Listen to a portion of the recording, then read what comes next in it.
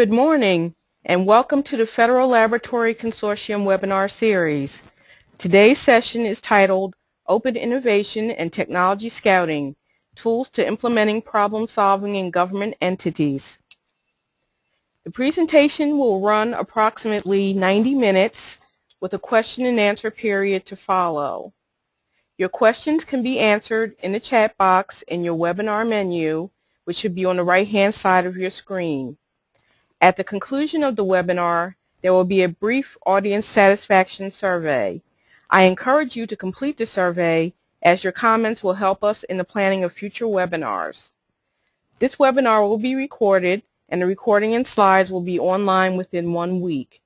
You will receive an email with information about how to access the recording. For technical questions or issues, please type your issue into the same chat box in the webinar menu for immediate assistance. Today's panel will be moderated by Dr. Eugene Buff. Dr. Buff is the founder and president of Primary Care Innovation Consulting, a new type of innovation management and business development firm directed to growing companies through open innovation. He is a registered technology transfer professional and certified licensing professional with over 20 years of combined scientific, consulting, and management experience. Dr. Buff is also a co-founder and principal of Tech Discovery, LLC, a technology discovery and commercialization assistance company focused on technologies and innovation management in developing economies such as Israel and the countries of the former Soviet Union. Dr. Buff will be joined today by 3 panelists. The first is Molly O'Donovan-Dix.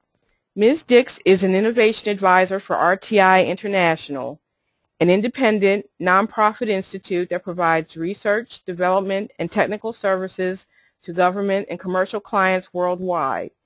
In her position, Ms. Dix supports clients in open innovation and technology scouting, market commercialization assessment, and intellectual property management. In support of the NIST Manufacturing Extension Partnership Program, Ms. Dix co-created training on technology scouting, which she delivers to MEP staff nationwide. She has also worked on technology management projects for NASA, bringing NASA program managers, technologies, and partnerships that meet their specific needs. During her 20-plus year career in open innovation, Ms. Dix has been recognized with various awards for her exceptional performance, including 3 from NASA, 2 from the FLC, and 1 from the Society for Automotive Engineers. Our next panelist is Laura Schoppe.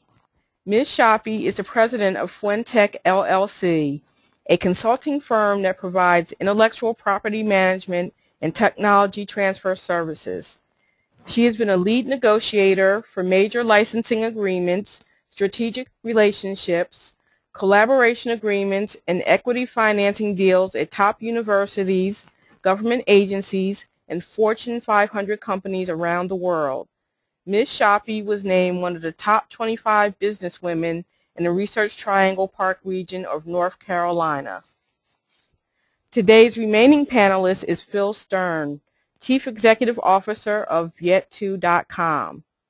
Mr. Stern co-founded Yet2.com in 1999, bringing substantial financial, strategic, leadership, and management experience to the company. As a partner in Yet2 Ventures, Mr. Stern helps build portfolio companies and leads analysis and due diligence activities. He has substantial experience in developing and implementing breakthrough strategic plans, having served clients for Bain & Company and McKinsey & Company in a wide variety of industries. As a division vice president managing the professional and technical imaging business for Polaroid Corporation, Mr. Stern led product development efforts, implemented new market introduction plans, and spearheaded acquisitions. Many thanks to our moderator and panelists for joining us today. Now I'd like to turn the session over to Dr. Buff. Thank you, Michelle. I'm not sure if I already have the controls.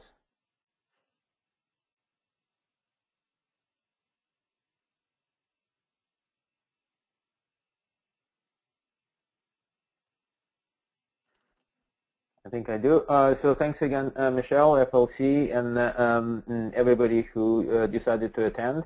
I wanted to apologize a little because we were hoping to have this session in person during the FLC annual meeting, and we were planning to have this very interactive with the audience. But we're thankful for this opportunity to at least present you some of the data and information that we gathered through our experience working in open innovation in general and specifically with their government entities. So I hope that we will leave you with some practical information and information about the tools and services that are available in general and for the federal entities. We will be all happy if you follow up with the questions during the presentation or afterwards. So just a quick introduction of the problems that we're all facing here. This is probably one of the ancient pictures in our profession in tech transfer showing the general technology and product development paradigm. We've all been struggling with this graph trying to do something to limit the time that it takes to develop the idea into a viable product. And also, everybody's been struggling with the amount of money that's been spent to make this transition from idea to the product. But I think one aspect of this paradigm was ignored for some time, but it became the focus of at least the last decade plus, and that's the ratio of the various ideas and the end products of success. So for the last several years at least, a lot of organizations in industry and government and academia have been focusing on how to become more efficient, how to lower those number of various ideas and technologies before we can get into a successful product. And for the last decade, we've been operating in this new reality of the open innovation. I don't think it's that new, but the term itself was introduced by Professor Henry Chesborough, and you've seen here the graph, the picture from his original presentation back in 2004. The major idea of open innovation is that this funnel of technologies and ideas that collects this big number of ideas and ends up with one product hitting one specific market is actually not solid, but have holes in it, and technologies, ideas, and products could enter and exit this funnel at various stages of development. There is big argument about what the cause of this new reality. I listed only a few that I think the most illustrative of what's happening. One is that the ideas and the knowledge in general become much more widely distributed, both geographically and across the industries, between the industries. Nobody can claim the monopoly on the information anymore. And in the same kind of category is the last point on this slide, is that also nobody can claim that all the smart people work for one particular organization. So the distribution of knowledge and people became much more even, and companies need to be talking to each other to make sure that they are on the edge. The financial situation changed significantly again in the last years, when a lot of companies could simply no longer afford the standard R&D model and need to look for potential technologies and collaboration outside. And of course, a lot is happening with the intellectual property, the way it handles, the way it's protected and been sold. So that's another aspect that contributed to this new reality of open innovation. But so at this day and age, I think no company could afford to say that they're not doing open innovation. The problem, I think, is that the companies have different understanding of that, and many, unfortunately, don't have much of the understanding at all. So I tried to formulate the generic problems with dealing with open innovation and using those three quotes from various sources. The first one is actually my favorite one, because I've been, through my career, been trying to move from theoretical, being an academic, into the practical world of helping commercialize technologies or find technologies. But I think it's very important that the theory really very different from the practice. And again, we hope that one of what we try to deliver today in this webinar is a lot of the practical information that we can actually take and use. Then, of course, the organizations are very often disabled and dysfunctional for various reasons. So this quote from Hill Brothers' recent book about decisive about making a decision actually compares them with teenagers that are simply blind to their choices. They don't know or didn't invest enough to consider what's out there to make the right choice. And another very important in my mind quote is coming from Nassim Taleb's book, Anti-Fragility, that he mentioned that probability actually doesn't work in the real world. It's the result that matters. It's the payoff that matters. And that's a very important point when we talking about both open innovation, technology scouting, and technology commercialization in general. So that having a lot of different patents would not guarantee that you have at least one or two great technologies, and backwards. So that comes to the point of the efficiency of making sure that you know how to find the right partner, right technology, right target for your business. Why technology scouting? And again, I think the word, the combination of words, the terminology exists much longer than the open innovation itself. And for the last years, I actually prefer to use this term technology scouting because open innovation sometimes is a little bit confused with other various tools that are available within open innovation system. I think there's three major issues that organization might face that could be solved for technology scouting. The first, probably the most common one, is that when something is development, there is no reason to reinvent the wheel. The solution might already exist. It might be existing in different geography, in different industry, and in any case, it's much faster, easier, and cheaper to make the transfer and to adopt this technology for your needs than to do the whole development process. The second issue is constant improvement of performance. Sometimes requires to look outside to make sure that that you're in the loop with the state of the art in your field or adjacent field, and to make sure that the technology could be implemented to improve the performance. The last one is very important for the industry. It's probably less important for the academic and the federal government entities, but it's still very important not to be surprised by competitive products and competitive technology. So just a quick follow-up on, I mentioned that I like the technology scouting and try to distinguish it from the other tools that are available at Open Innovation. And the most widely known and used in federal government these days is the crowdsourcing or solving. There is a specific challenge.gov website where a government agency could post their problems for everybody to see and respond with potential solutions. There are several various service providers that could enhance and improve your crowdsourcing capabilities. The scouting is a little bit different. And these are the few points that I want to make sure that we will be talking about technology scouting today. And that means that it's a search for really tangible technologies that have some data that will be tried, tested, analyzed, and reasonably close to implementation. Most of the times, the technology could be scouted and found within established businesses or research institutions. Individual inventors are rarely able to contribute to the leads for technology scouting. And of course, the stage of development that the technologies could be found is usually much higher than during the crowdsourcing and solving. It's usually TRL 3 or more. When we're looking for crowdsourcing and challenge solving, it's usually the ideas or 1-2 level of technology readiness. So I think that gave you a general introduction of what we'll try to talk about, and I'm very privileged to be joined by those wonderful practitioners.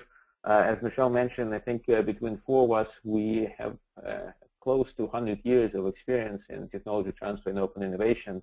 And I look forward to the discussions, and please feel free to ask your questions during the webinar and later on.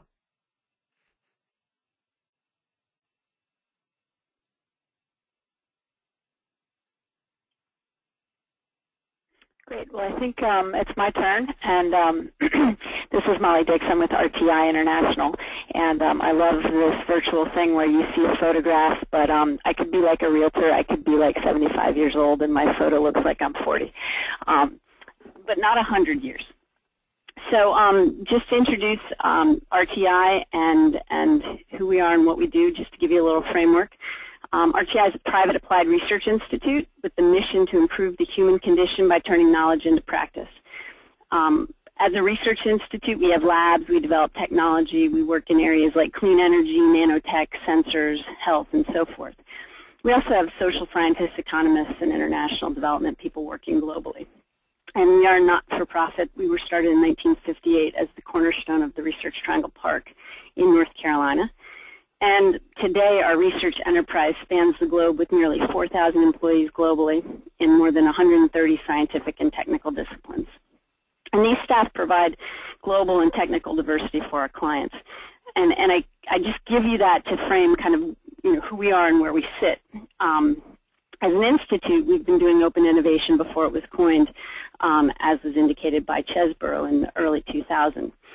Because like the federal laboratories, we too provide technical solutions to the world. So we're involved in open innovation by sending our technologies out to other organizations and bringing technologies from other organizations into our own. My group within RTI grew up doing tech transfer for NASA, and I see some familiar names on the list of attendees, folks that we've worked with. And we, for more than 45 years, have been connecting technologies to business for companies, universities, government agencies like NASA, EPA, NIST, and others. So thinking about open innovation, and that was a great introduction that we just heard, what we like to think about is it really is a two-way street. So this graphic of the girls throwing the ball, somebody is always sending and somebody has to be receiving. And I think within industry, that sometimes gets forgotten. It's kind of the flavor of the month. Are we scouting? Are we seeking? Or are we pushing? Are we out-licensing? And really, we need an environment where both are occurring. And as Eugene stated, open innovation is a recognition that innovation does not happen within one organization. So by leveraging partners, we can speed development, we can create novel solutions, and we can save money. So thinking about it as a flow of information and thinking about Chesborough's funnel and the fact that it has holes, really it's about those porous boundaries and how we work globally to instill new ideas, to find development partners, and to license technologies in and out and so forth to the benefit of the organizations. So thinking about the federal agencies from RTI's perspective, the government agencies have been doing open innovation for a long time. It just wasn't necessarily coined that way. Way back when I started with RTI about 20 years ago, the ORDAs at that time were working with end user groups to seek solutions out of government labs. And RTI was funded by NASA to develop a process where those problems were defined, they were validated, and structured into a problem statement that could be shared with the NASA researchers, kind of like challenges today, to seek solutions out of their labs, and they could propose them back. And ultimately, that process then went on to the broader FLC. And then with Bayh-Dole, out-licensing became more common, and tech transfer offices became more about tech push. So just to kind of put open innovation in perspective, it's really about push and pull, and that organizations need to be thinking both ways.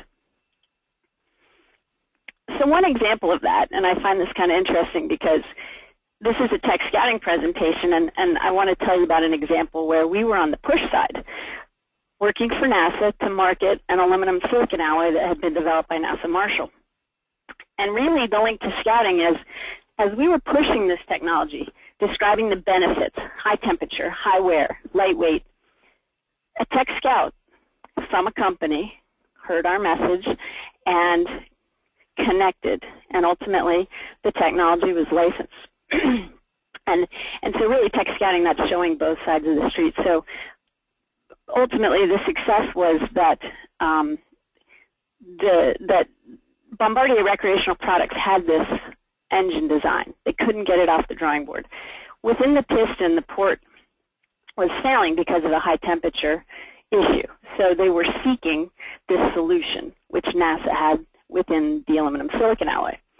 So ultimately, NASA enabled this product to get off the drawing board and has had significant success with a new line of engines for Johnson Evinrude and more than $500 million per year in revenues and many, many environmental excellence awards. So again, even when you're pushing, it could be a scout who's pulling, and ultimately, that's the partnership. So thinking about open innovation and scouting being about connectivity. So we're working on a best practices study right now for a large corporate client about connectivity, because there's so many ways you can connect. You can be trying to understand your market, voice of the customer type efforts in open innovation. You could be trying to read the future using advisory boards and thought leaders. You could be trying to solve a grand challenge through a pre-competitive consortia. You could be trying to find emerging technologies, maybe with startups. Many companies are using corporate venturing to do that now. Well, the government does these things too. The SBIR, STTR program is very much like corporate venturing. The government's funding these small companies to enable and have access and foster these emerging technologies. The government does challenges. So again, none of this is really new to the government. It's just really, how can we think about it and bring it maybe for greater impact? So a couple examples. A Fortune 100 company with products that were battery operated realized that the size and shape of the limitations of the existing battery technology was really limiting their design options. So they came to us and asked us to help them broaden their horizons, think differently, and get beyond that battery towards emerging energy storage and power delivery technologies that could replace typical AA and AAA options. And this comes into timing. They wanted to do it pretty quickly, not too far into the future, so not too far out there in terms of technology development timelines. So this case shows that very often it's really a first step to landscape, to really understand what's coming or what's out there at the highest level. And Eugene talked about when you don't want to reinvent the wheel and when you don't want to be surprised. Again, those are kind of landscaping type thinking. So landscaping is about educating in areas where you want to know more, and it's to consider the world of the possible. In this case, portable power technologies, not just typical batteries. And ultimately, with landscaping, you might enable monitoring of technology areas that are developing, acting on or engaging with specific technologists or companies in an area, and potentially investing in those solutions. Another example is a government agency where we were asked to help identify technologies from a different sector. So kind of, again, not being closed but open. And it was to look at other sectors to address water quality challenges associated with mountaintop mining. So when you think about the landscape, again, you think about all the places you might dig. We'll use the mining parallel here. You really have to understand the topography first, and that's the landscaping effort. Then ultimately, once you find those areas that show the variables of reality and potential applicability, then you dive deeper. And that was similarly what we did here for the EPA. A Fortune 500 company came to us with a more targeted scouting opportunity. And this is where something's needed immediately. The solution is well defined, and then you can really just start digging and bringing solutions. In this case, the company found out weeks before a new product launch that a key ingredient within one of their very dominant brands was not certified for use in Europe. They came to us with an urgent tech scouting need to find alternatives that were REACH certified, less expensive, and provide a better green story. Seemed pretty tough, but we use a very structured tech scouting process, and so we were able to find several viable replacement options in an accelerated time frame. And this did allow our client to launch the new product on time. So unlike the more landscaping type examples we've talked about, this case is about targeted scouting with an urgent issue for a replacement molecule. And ultimately, we do frame our projects to understand those kind of drivers in terms of the goals for the client and to meet their need. If something's really looking to be longer term, emerging, we can look at startups, government agencies, universities. If it's got to be on the market and they are ultimately going to source it through a supplier, then we tend to be looking at commercially available products. And a government case where it really was about commercially ready products, we were asked by NASA Kennedy Space Center to look at quickly infusing technologies into their NASA spacecraft processing and ground system support programs. So ultimately, they were seeking to find tangible products from non-traditional sources. We investigated 41 subtopic areas in 10 major categories. We found strong partnership opportunities for mature technologies that were being used in parallel applications for about half of those. And so again, infusing immediate solutions. So how do we do this? And my slide didn't advance, hang on. Okay. We use very structured thinking in our scouting. So typically when people try to solve problems, they use what's called convergent thinking. Convergent thinking involves basically working within the known information and results to a solution from what you already know. So if you think about that from the line that's above the word time, you would be targeting into a solution. But the breadth of that line, your known information, could be very narrow. So we actually back up, and we use divergent thinking at the beginning. Divergent thinking enables a person to arrive at a previously unknown solution, at least unknown to that person. And when a person's confronted with a problem and uses divergent reasoning, they're broadening those options so that then when you start to converge, the world is bigger from your perspective. If you try to go straight to the solution, it's like finding a needle in a haystack. And you might not even recognize that the needle is the solution. Whereas if you think divergently, you've educated yourself so that you actually understand the variables, the values, and you can recognize that solution. Not to mention, you may find a solution that would otherwise have not been feasible for you to even consider.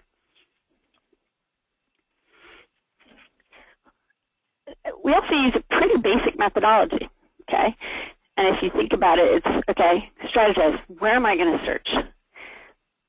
Go and execute your search plan, your strategy. Use portals, networks, and things where others have already consolidated the information you need.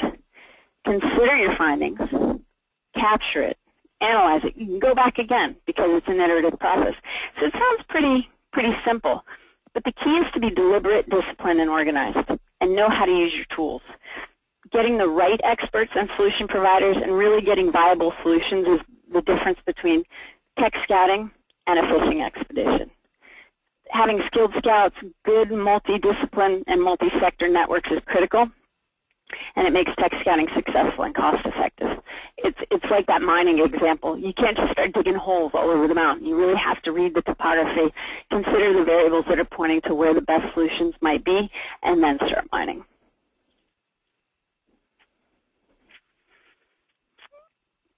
So as I've just indicated and tried to share examples with you, and we tried to bring some forward that really could talk to government agencies, we are practitioners, and one thing we have done, we were asked by NIST to codify our best practices into training for NIST. And so we developed a training and mentorship program, and ultimately we're out there with them training across the country. We've trained over 300 people, and then we do mentor within that program too, where we work with the NIST staff to work side by side in doing tech scouting projects, and we've done over 60 projects with their scouts also. So this is something that we practice and we train and we mentor. It's something that we do every day. And so the key learnings that we would share back is scouting is powerful when focused. Be clear about what kind of scouting you need. Is it short-term? Is it long-term type TRL levels for your solution? Use a deliberate process. Clearly define the problem and the need. Think divergently. then convergently when seeking solutions. We also use fundamental thinking to broaden that divergent. Think about the different ways you can solve the problem. Think about where there's analogous efforts in other industries that you could bring across. Be disciplined and organized so that you can build on previous findings, build your networks, and leverage new perspectives, internal and external. So thinking from a federal government agency, tech scouting can be used to help your researchers find solutions to speed their research. It can be used to find partners for your researchers, and it can be used to find technologies and partners for your missions. So we would encourage you to consider tech scouting, and I'm happy to talk with anybody, obviously in the questions section, but later on also if you have any questions specifically about scouting. Thank you. Okay. Whoops. Where'd you guys go?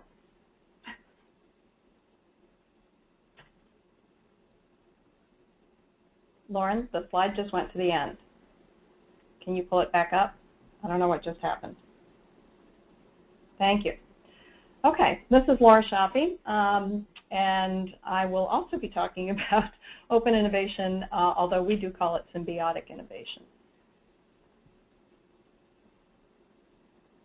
Okay. Not changing on me. There we go. All right. Fuentek is a consulting firm that specializes in innovation and intellectual asset management. We provide a framework of services that we customize to the specific needs of each organization depending on what it is you're looking for and how you're looking to strengthen your particular activities and goals. There are a ton of words being used out there, as our two previous presenters already mentioned to you, and sometimes it can be a little bit difficult to decode and understand who's doing what and why they're doing it. And in the government in particular, your mission may change from year to year, if not month to month. But the true essence of what's going on here is essentially the tech transfer that you've been doing for many years, and that has been coined as open innovation. They're essentially the same thing, and they really encompass all of these different activities. Interestingly enough, on Monday I had the pleasure of serving on a White House OSTP panel with a group of innovation experts, and it was very interesting to hear the industry experts talking about the fact they hate the words open innovation and tech transfer. They think there's a lot of baggage associated with those, a lot of misconceptions, and that essentially what we're really talking about here is value creation, regardless of which way technology is flowing. And so to that end, the reason we talk about things as symbiotic innovation is because it is a constant flow. You'll hear that theme probably from all of us, because I think all of us practitioners have come to that point of understanding this is not a serial activity. It doesn't just go in one direction. It is a flow back and forth. Essentially, the way we approach it is to understand who is practicing in the field, trying to resolve a particular problem that is similar to your problem. So if you're trying to solve a need, who else is out there, not necessarily doing exactly the same application that you're doing, but has the same core problem. So if you have sensors that you need to operate in high heat environments, who else has that same issue? You may be taking it into the desert or up into space, but there are other people out there that are doing it in fire and first responders as well as oil and gas. So again, similar to what Molly said on that divergent thinking, think broadly about who else is operating in that same space. By working with them or identifying with them and then working with them to try to resolve both of your problems, you're able to do things more efficiently and potentially more effectively, resolving not just your problem, but probably bringing their technology further along than what it was before. And so you have a higher impact for both organizations. Likewise, when you're trying to push that technology out, think of it in the same way. who else has a similar problem to mine. And your technology is not likely to be a plug and play. You're going to have to work together in order to get that technology to fit the industry's need. And during that process, you could very well be learning something that will help in your solution or in future activities that you do. So it's that ebb and flow, back and forth, symbiotic, constantly thinking about it in both directions. So as we do this presentation, don't think just in terms of technology scouting, because it is highly likely that as you're doing that, you may find solutions in your portfolio that could benefit and be of value to those players that you're working with. And so that's a way of adding value to the partnership and the relationship that you have. It's coming and going in both. So for the federal government primarily, you do have a series of mechanisms available to you in that technology transfer or value creation activity. And you should think broadly, because you are more likely to be using a combination of these and others as well. It will never be the same path every time. It will never be the same combination every time. So be creative and be open-minded. Now, as you're entering into these discussions, again, whether you are trying to find a home for an innovation that you've created or you're looking for solutions to a problem that you've got internal to your particular mission needs, it's important to understand who the players are out there and how they're viewing intellectual property as well as the innovation process. So for large and medium-sized companies, and granted these are a little bit of a stereotype, but they give you a good idea of how to think in terms of their perspective. These companies are interested in increasing their revenue, whether it's through cost reduction, higher profits, or new sales, and they're protecting or growing market share. So if you're approaching them, you need to be able to address those concerns and those desires that they have as bringing value to the relationship, that you're going to help them achieve those goals. They can also be looking for ways to create a defensive intellectual property position.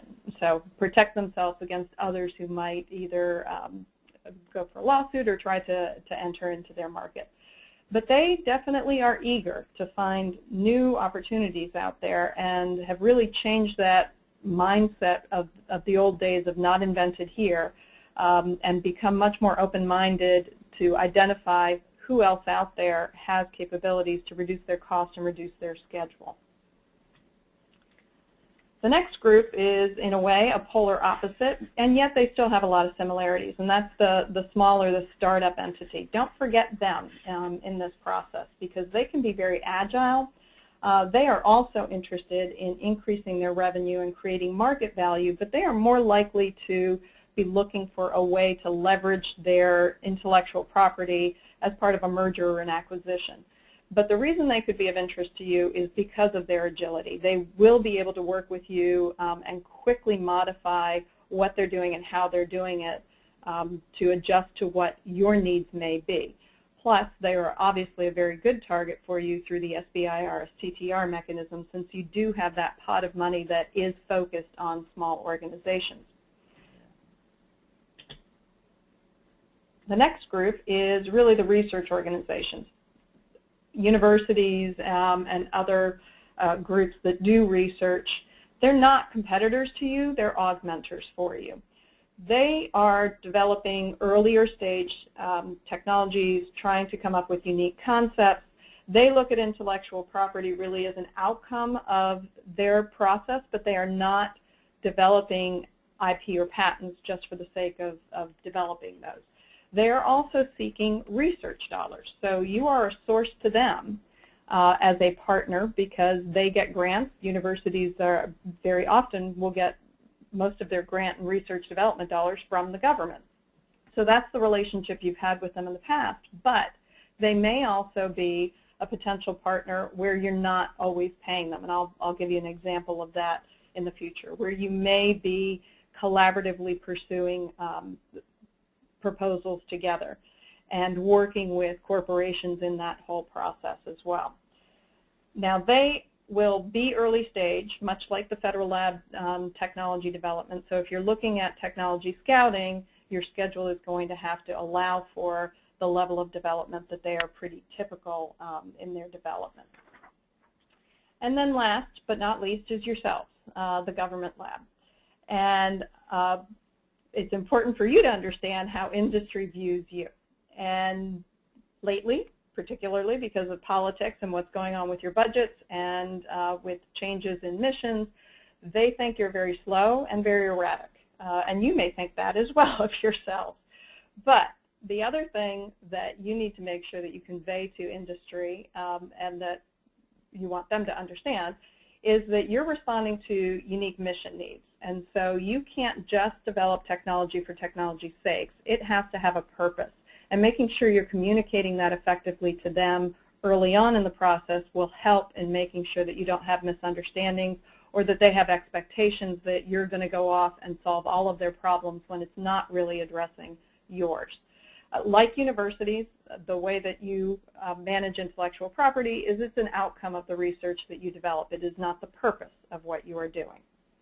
But you do have a requirement to push those technologies out, and in fact that was the reason for the summit on Monday, was really to see how government labs and frankly research organizations that receive government dollars can be more effective in reaching the market with those innovations. So that is still a requirement for you, and that is part of the play that you can have when you're working with those industry partners, is that you both have that in common, that you want these innovations to reach the market.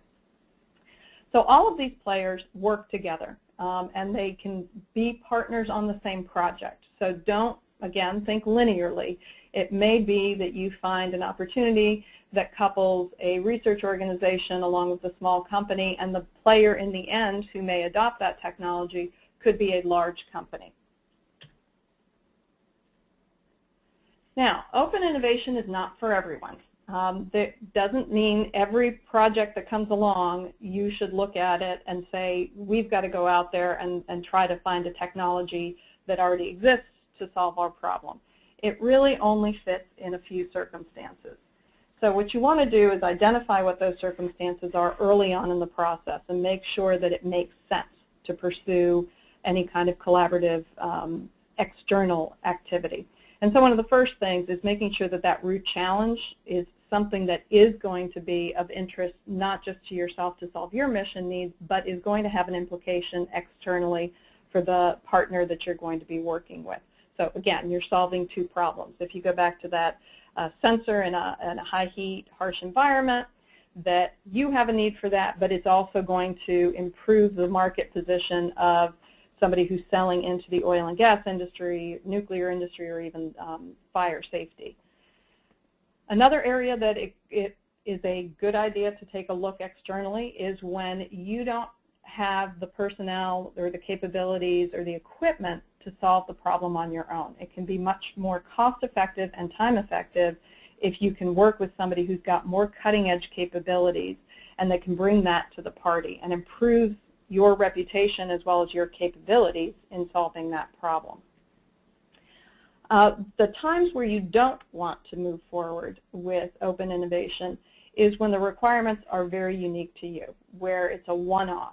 You need to solve this problem and you're only going to build a few of these items. And so even solving the problem is not creating a market for whoever that external player is going to be. So there have been cases where the Army may have a need for equipment that goes on the troops. Well, that's a very large market, and so an external player could very well be interested in working with you to solve that problem because you are the captive market. But when you're only doing one or two, you're not enough of a market to be attractive to them. So think carefully about, are your requirements something that are going to be applicable to others? Another problem that often comes up is when your schedule is short. If you really have a very short time frame to resolve a problem, you're going to need to have control of the process and the schedule. And working externally and trying to do an open innovation or symbiotic innovation or technology scouting, whatever word you want to use, you lose control of a lot of that schedule. So when time is tight, this is not a good route to go. When things are highly competitive, for for the external partner primarily, not so much for the government, because you tend not to be competitive with industry, but it could very well be that for an industry player, a technology area is highly competitive, and therefore they need to control the intellectual property, and they want to control all the information associated with it. When that is the case, you are not likely to get them to open up and want to work with you, again, because they can't risk their position on the intellectual property. And culturally, cultural is a big problem. I remember talking with a gentleman from IBM Corporate Research. He was the head of corporate research, and he was all for this concept of open innovation and bringing technology in, and this was going back quite a few years now. And he said he could not get it off the ground because his internal players at the lowest levels were torpedoing it without him even realizing it. They would all nod their head yes, that this was a good idea, but as soon as the rubber hit the road, they would stall the process. They would find fault in every possible solution that was brought to them, and so it never went anywhere. And so culture is a huge issue, both to your own institution as well as who your partner is going to be.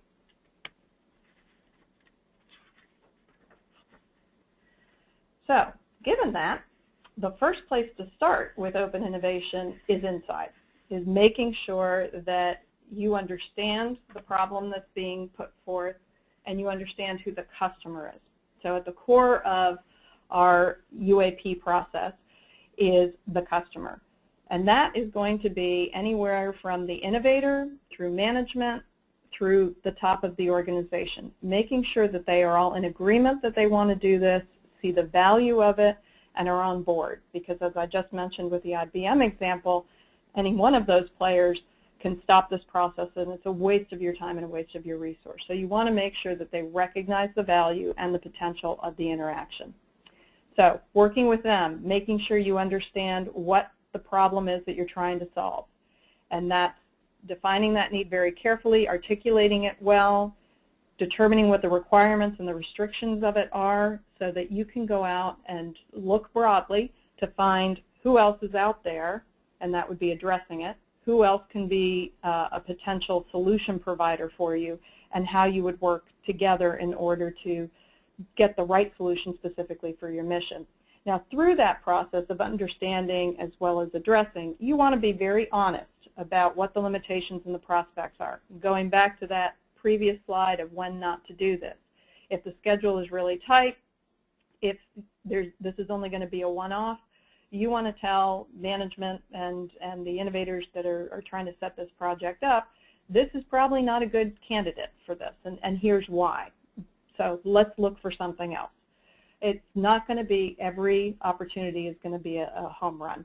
In the address phase, you go out and you look for those potential players and go back and forth, constantly hitting up against what are those requirements and the restrictions, do these guys meet the need? And it will be very iterative in making sure you're bringing the right potential back, because every single one of those prospects is going to bring something else to the table in a positive way, as well as some restrictions that may or may not be deal breakers.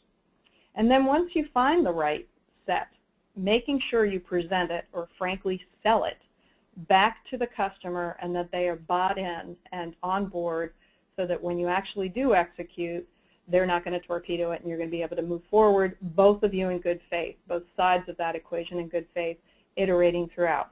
And none of this is perfect, and so you will probably iterate through this many times.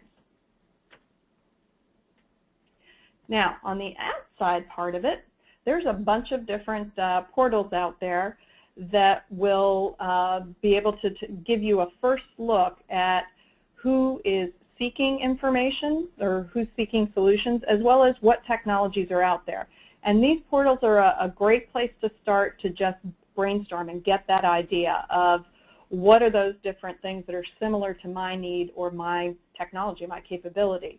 And so getting that mapping out of who else is playing, who the players are, what their technology is, and how you might fit.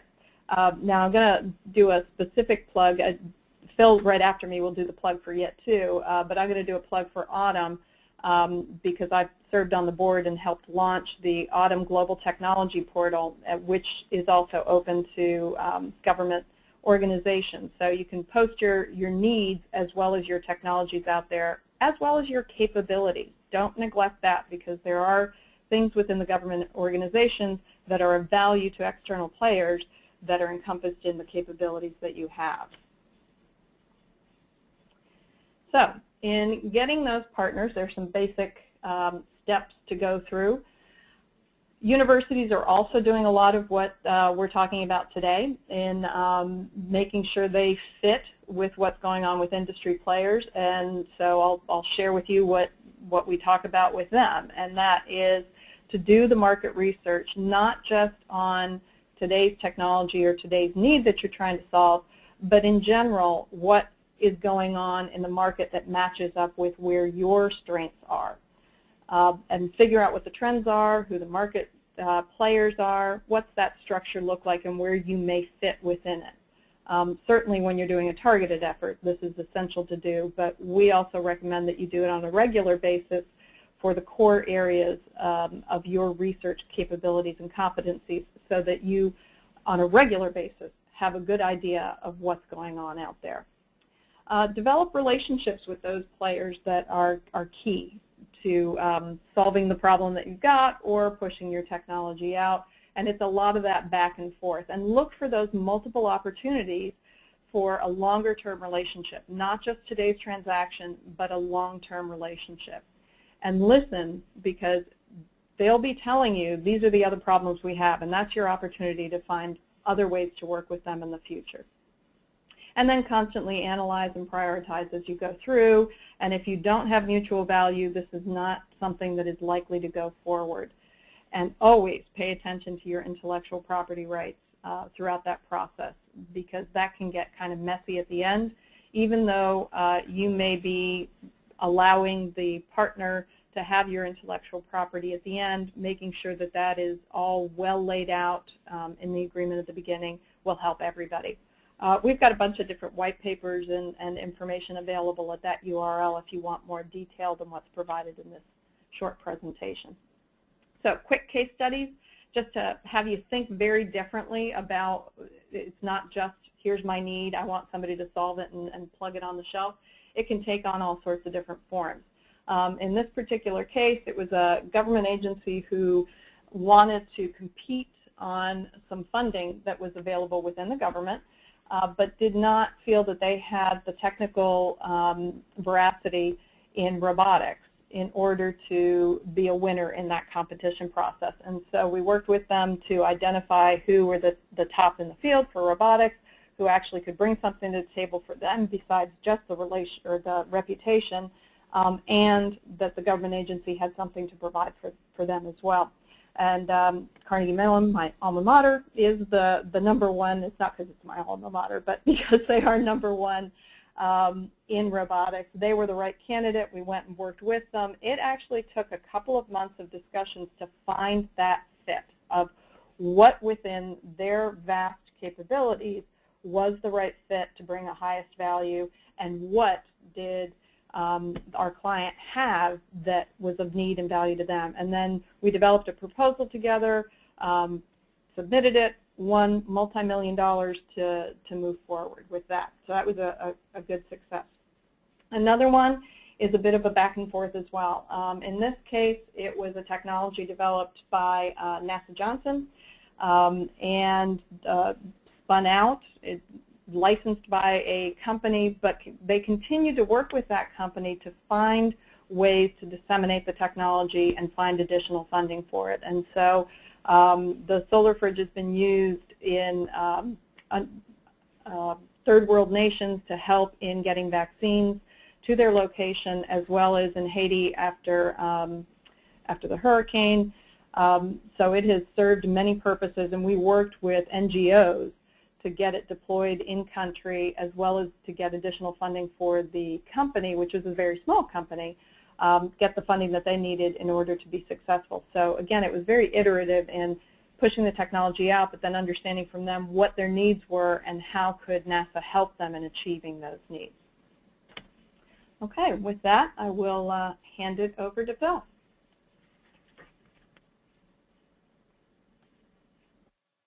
Thanks, Laura.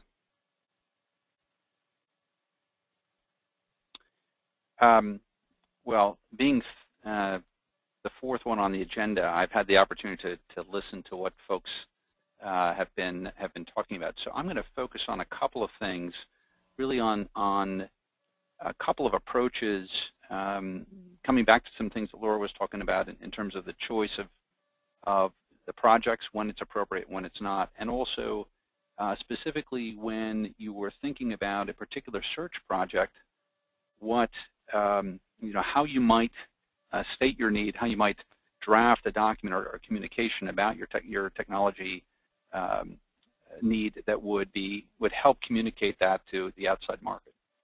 Just so for a couple first points on and background on Yet2, we were formed about 14 years ago with a very corporate background. You can see some of the companies that funded us. We are engaged in both on both the buy side and the sell side, and both in terms of what we would call technology commercialization as well as patent transactions. We have a few offices, and we're a relatively small firm, I think, compared to, for example, to RTI. We do have a broad internet presence, which allows us to connect very broadly, although on our projects we use that as one of two main branches, the other being a very hands-on approach using our own proprietary network, the network we've built over these 14 years. And I guess the last point I'd make on this is that we're focused on trying to get people connected. And so issuing reports is not all that interesting to us. What is interesting is how our clients actually interact with the other parties that we connect them with. It's not simply a matter of a name and a phone number, but how do we facilitate the initial discussions and help guide folks through that process. We utilize not only our knowledge of where there is technology in the world, as well as who are people who need technologies, but also we have a broad network of people that we've interacted with over time. And I guess the last piece, we have added a venture capital arm to our business, so we now are able into any particular transaction to think about how we might be able to bring any of those different pieces together to make something happen.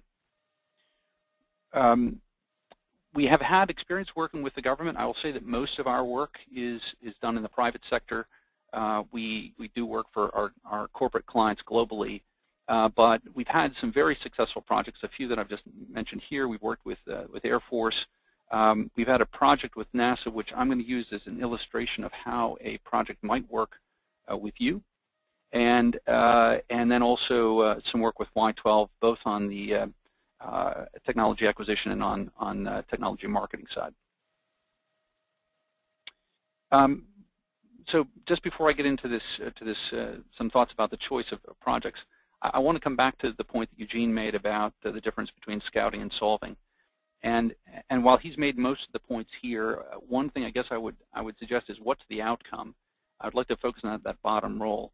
The outcome is in our work is not that you pay a $5,000 award or a $10,000 award and you own the idea that you've purchased. Instead, because you are scouting for things that are tangible, that the businesses that are offering them have a business need, much in the way that the previous panelists have discussed, but because of those reasons, those companies are going to be looking for some kind of a business relationship.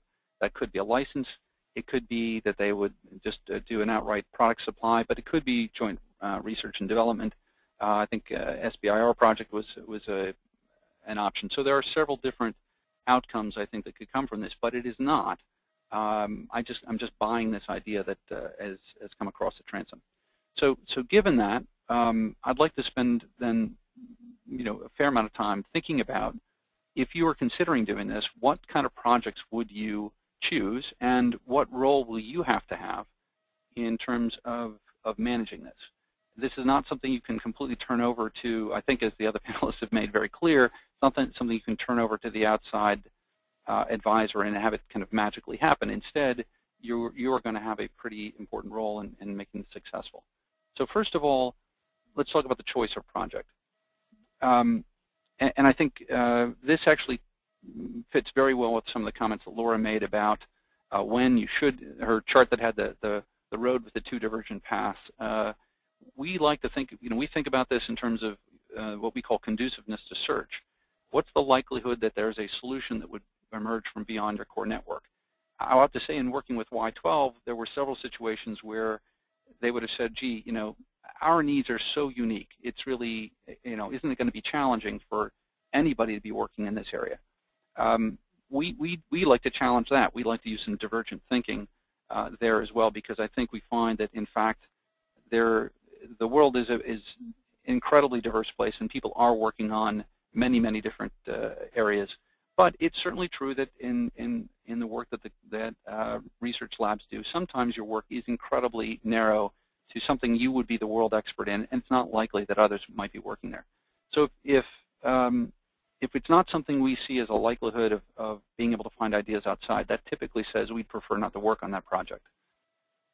Secondly, and while you might not use the word business impact, you might think about this as how important is it to your mission.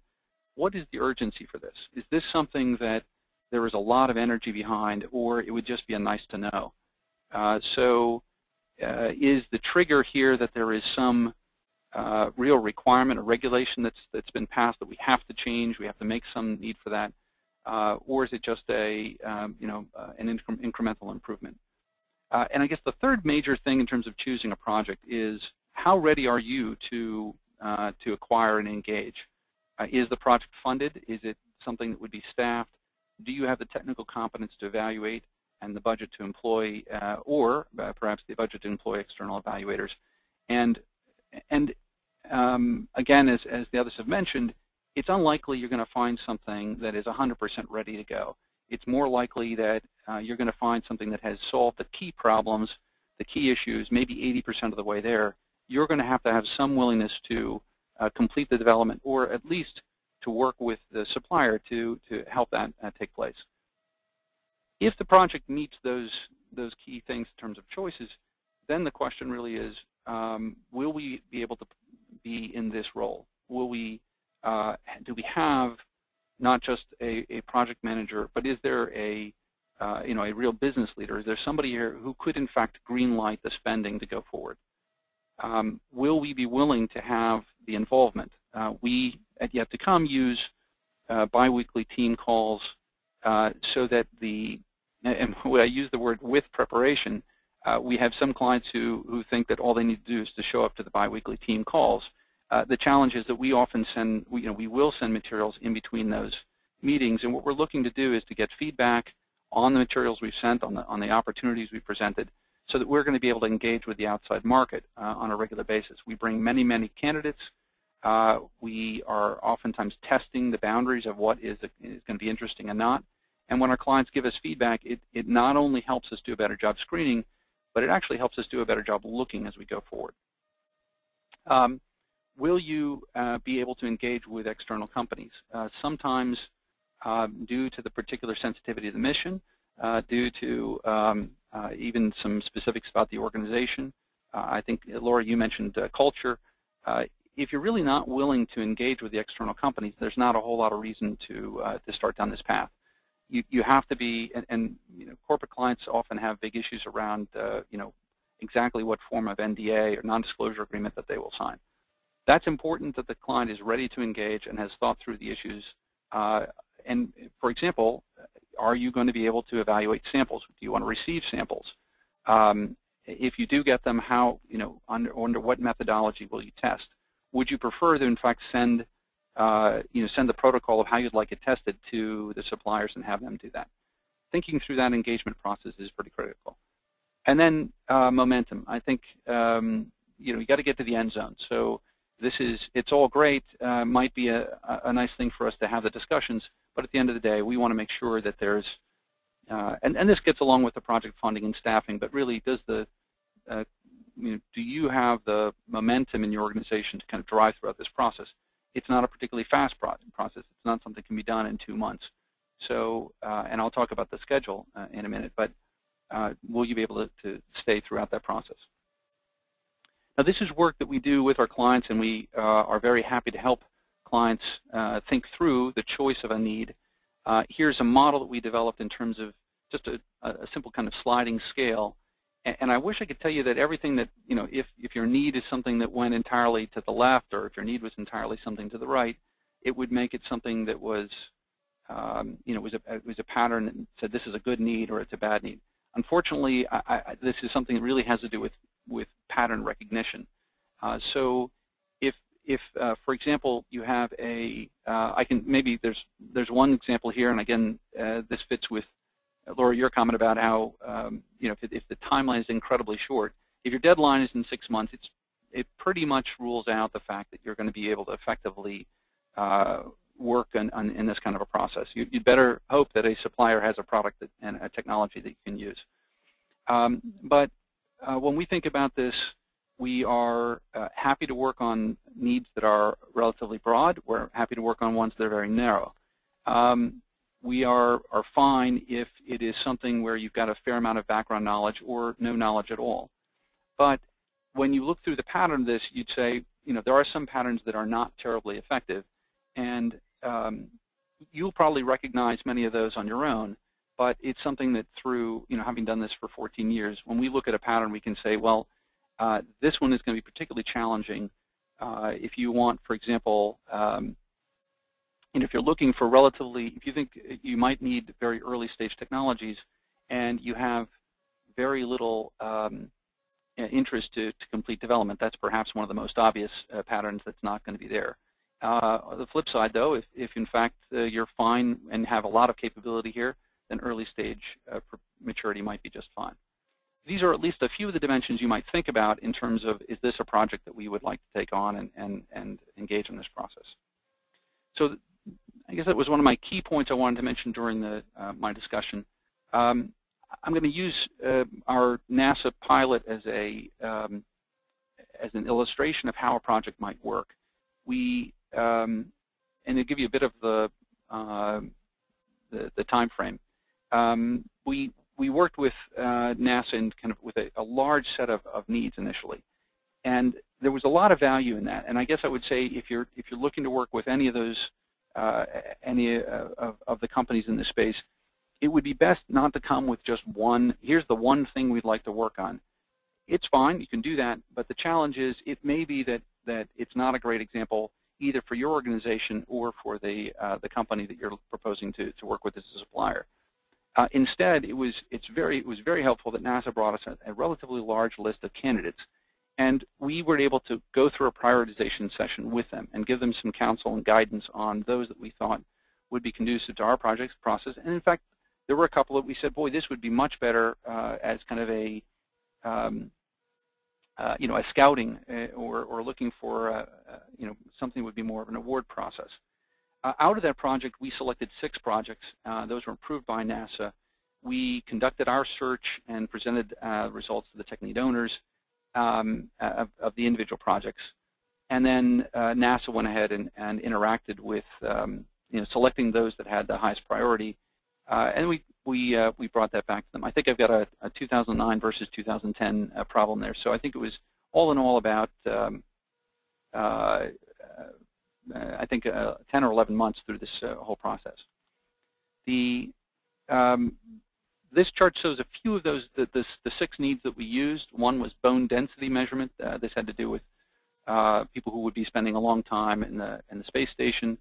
Monitoring of water and biocides. This had to do with obviously making sure that the drinking water was pure. By the way, I typically can't link a need in our work with a specific client. NASA happened to be an organization that was pretty public about that, but most of our projects, we do not link it to a specific company. But in this case, I'm hoping it helps you understand why this search might be interesting. The one that I'm going to come back to in a minute is extraterrestrial life differentiation.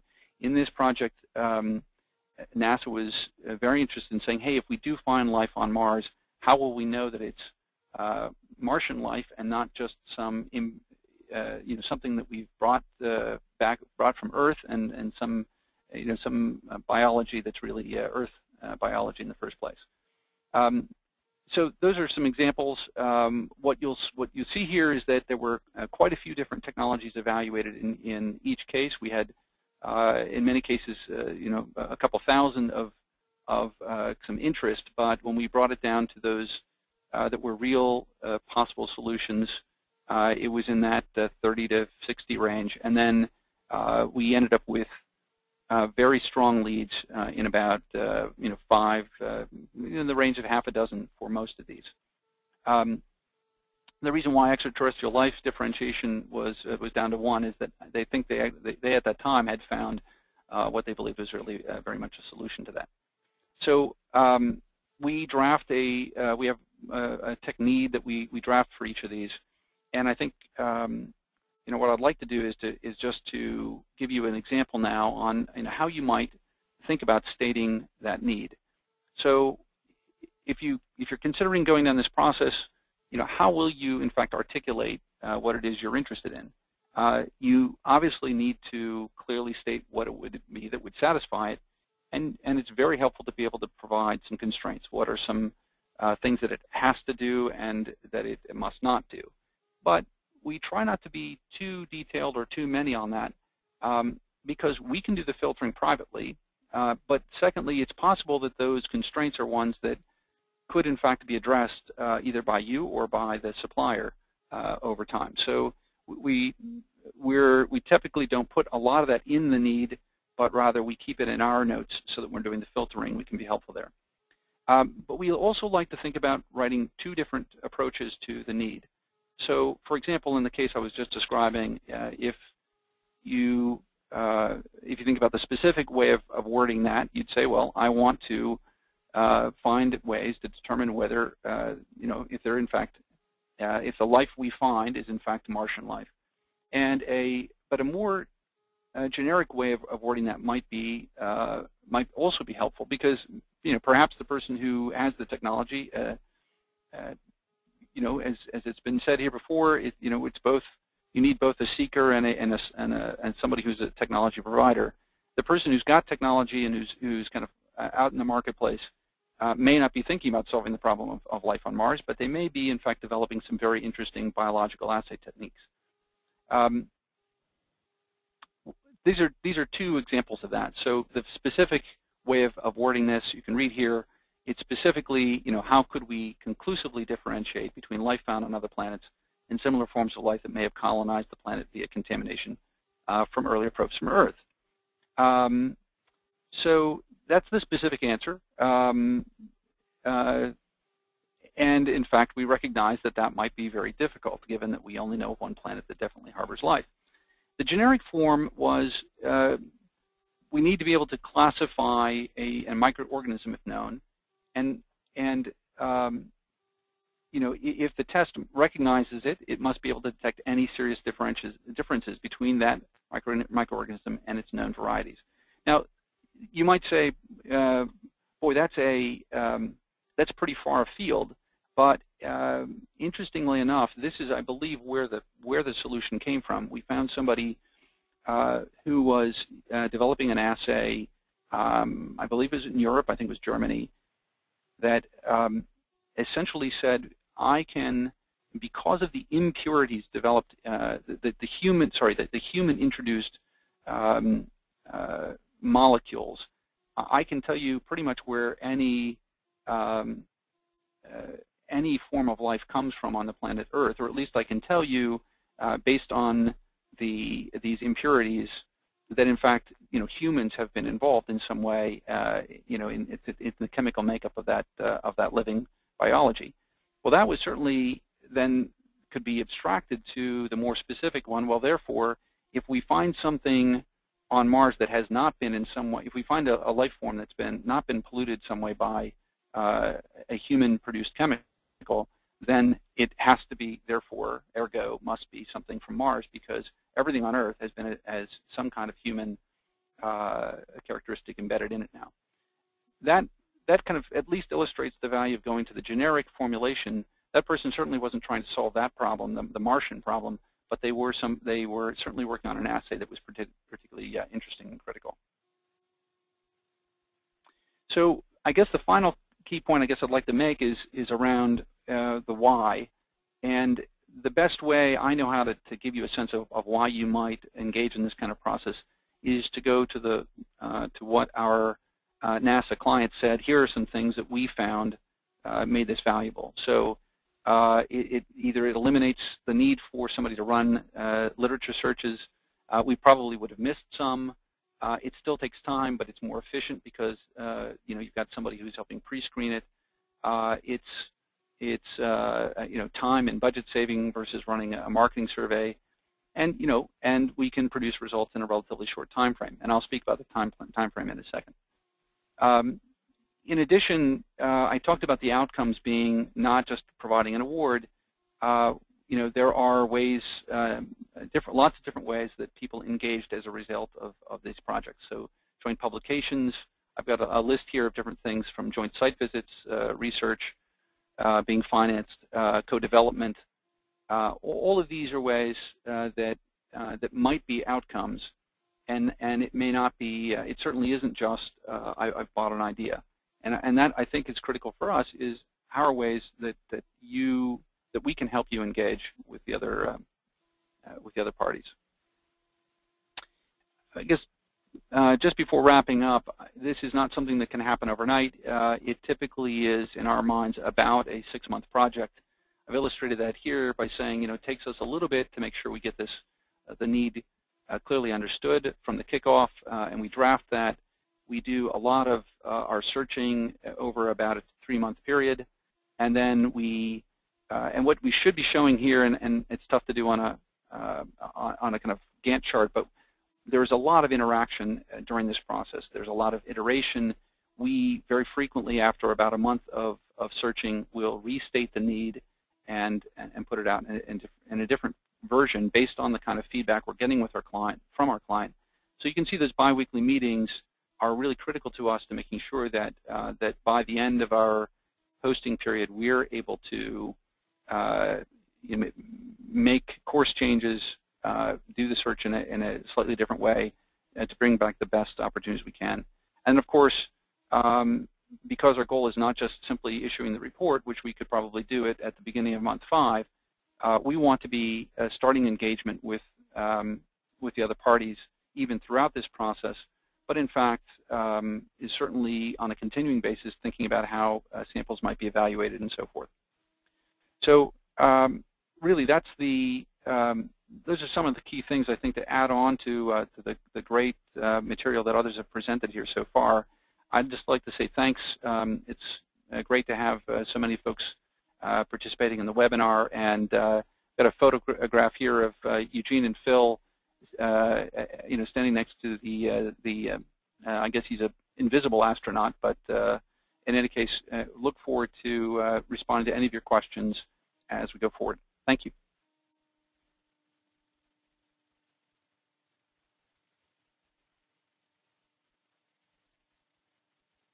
Well, thank you very much to all the panelists. I think one of the take-home messages that we started with me stating that a lot of people still not sure what it is, the open innovation technology scouting, or all the other different reiteration of the terminology. But I think the good news is, after at least this webinar, is that there are some good results. So you can see that something is working there. And there are several reasonably distinct tools that have been presented by the 3 companies that have a lot of experience serving both industry, academia, and federal government. So if there are any questions, I think we can try to answer a couple of them live because we didn't get any through the chat. If there are no other questions, please feel free to follow up by emails through FLC, or there are direct contact information for all of us in the presentation. Thank you very much again. So if there are any questions, I think the process would be try to raise your hand, and the organizers will be able to let you speak.